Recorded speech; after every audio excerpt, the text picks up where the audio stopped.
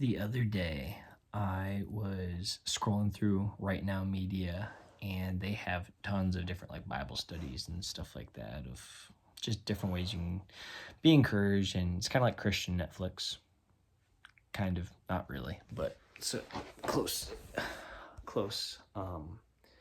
But one of the things that I found was a John Mark Comer study.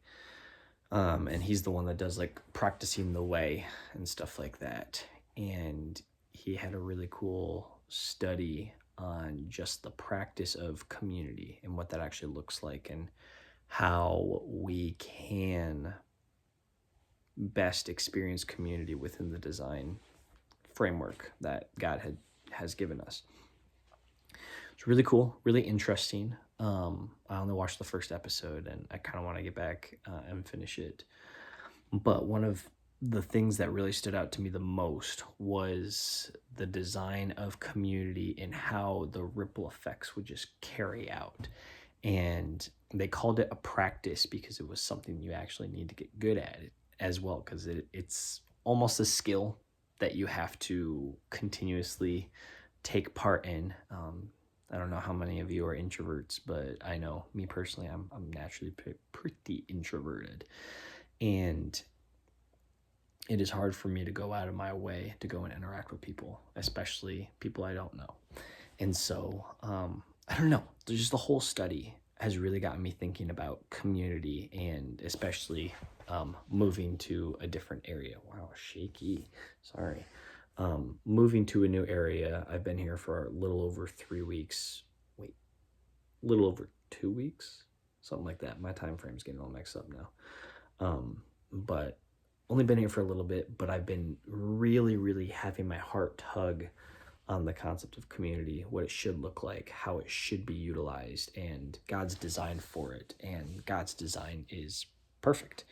And if it is perfect, then why don't we follow it? And why do we revert back into comfortable Christianity when the reality is we are called to give ourselves to one another in the whole partnership when it comes to a church relationship? So really, really interesting.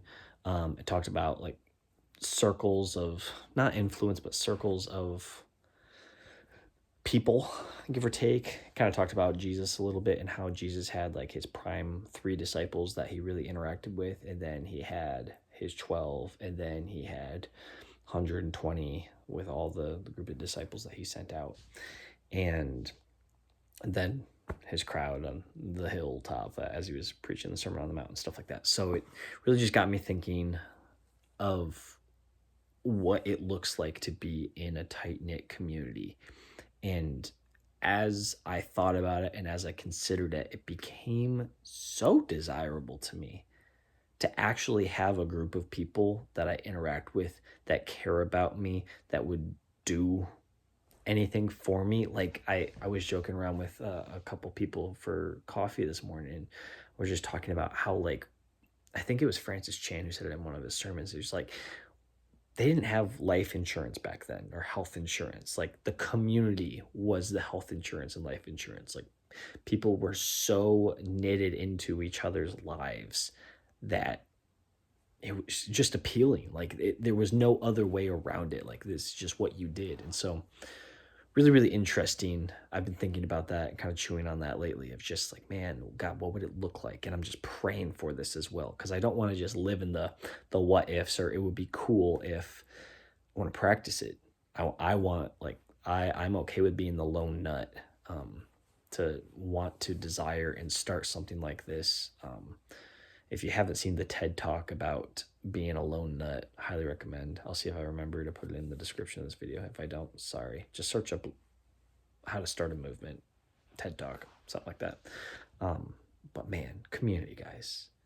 Community done right is a beautiful thing. And when it's not, everybody feels it. Like I live in an area right now where people just are so hostile to one another. There's no trust. There's no love. There's no neighborly XYZ ABC. Like it's just, if we're not loving our neighbors, you're alone. You're lonely, and it's survival of the fittest, and you're so inward focused, and that's just not the design that we were given. God himself lived in community before he created the world. He had the Father, the Son, the Holy Spirit. Like, there was 3 parts of him. So I don't know. Sit on that, chew on that, consider it. And if this is stirring something up within you, then I trust that God is going to bring the people up to mind that he wants you to do this with, because I know he's already been doing that with me. And I'm thankful for it.